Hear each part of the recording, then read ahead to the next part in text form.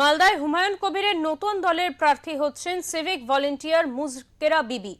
এই ঘটনা প্রকাশ্যে আসতে ব্যাপক চাঞ্চল্য ছড়িয়েছে এলাকায়। তবে হুমায়ুনের প্রার্থীকে গুরুত্ব দিতে নারাজ বিজেপি তৃণমূল কোনো পক্ষই।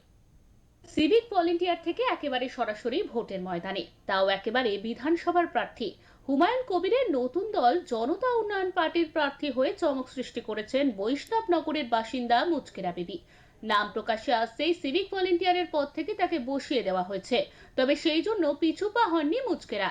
এখন নির্বাচনের লড়াইটাই বড় চ্যালেঞ্জ তার কাছে এবং জেতার ব্যাপারে আশাবাদী মুচকেরা বিবি। সিভিকের কাজ করতাম কালেশ্বর থানা। কি হয়েছে এই ঘোষণার পর? এই ঘোষণার পর থেকে আমাকে বসিয়ে দেওয়া হয়েছে, সাসপেন্ড করা হয়েছে। আমি তো এমনিতে রাজি ছিলাম না সিভিকের কাজ করার জন্য। যাই হোক, ভালো হয়েছে, বসিয়ে দেওয়া হয়েছে, ভালো হয়েছে।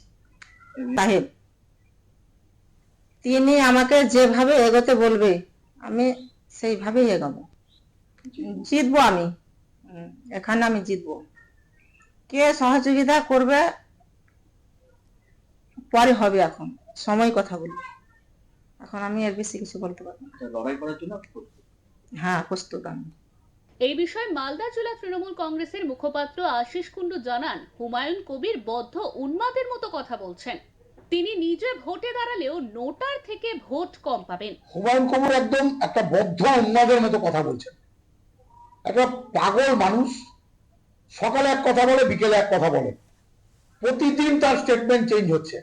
এত বড় বড় কথা বলছেন, যখন ভোটে দাঁড়াবেন দেখবেন নোটার থেকে কম ভোট পাবে।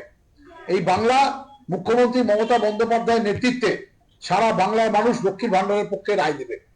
এখানে নরেন্দ্র মোদী থেকে অমিত শাহ দাঁত ফোটাতে পারে না, তো হুমায়ুন কবির আর হুমায়ুন কবির ছাড়েন এসব পাগলের কথা। যেখানে খুশি দাঁড়াক, উনি নিজে দাঁড়িয়ে নোটার থেকে বেশি ভোট পেয়ে দেখাক, নিজে দাঁড়িয়ে নোটার থেকে বেশি ভোট পেয়ে দেখাক, তখন বুঝবো উনি নেতা। দক্ষিণ মালদা বিজেপির সহ সভাপতি তারক ঘোষের দাবি, হুমায়ুন কবিরের দল হলো তৃণমূলের বি টিম। দেখুন, হুমায়ুন কবির এটা হচ্ছে টিএমসির কাউন্টার পার্ট। উনি টিএমসিরই তো প্রজেক্ট একটা, তো স্থায়ীভাবে বিজেপিকে সামনে রেখে তিনি ভোট করবেন। তো যাও, বৈষ্ণবনগর যিনি প্রার্থী হয়েছেন একজন মহিলা, আমি তাকে ভালোভাবে চিনিও না, তো প্রার্থী হয়েছেন টিএমসিরই একটা প্রজেক্ট। আমাদের মেন লক্ষ্য এই সরকারকে 2026-এ বিসর্জন দেওয়া। অতএব আমরা লক্ষ্যে অটুট। আগামী 2026 নির্বাচন তৃণমূলের বিসর্জন। লড়াই কি মনে হবে এদের সাথে? দেখুন, লড়াই সেরকম, এরা লড়াইয়ের কোনো জায়গা নেই। আমি তো বলে দিলাম, একজন আমি নেতৃত্ব, অথচ আমি এই ধরনের যারা প্রার্থী তাকে আমি চিনিই না, তো সেইভাবে লড়াইয়ের কোনো জায়গা আসছে না। হুমায়ুন কবিরের নতুন দলের এই প্রার্থীকে ঘিরে ব্যাপক চাঞ্চল্য ছড়িয়েছে মালদার রাজনীতিতে। মালদা থেকে প্রশান্ত দাসের রিপোর্ট, ওঙ্কার বাংলা।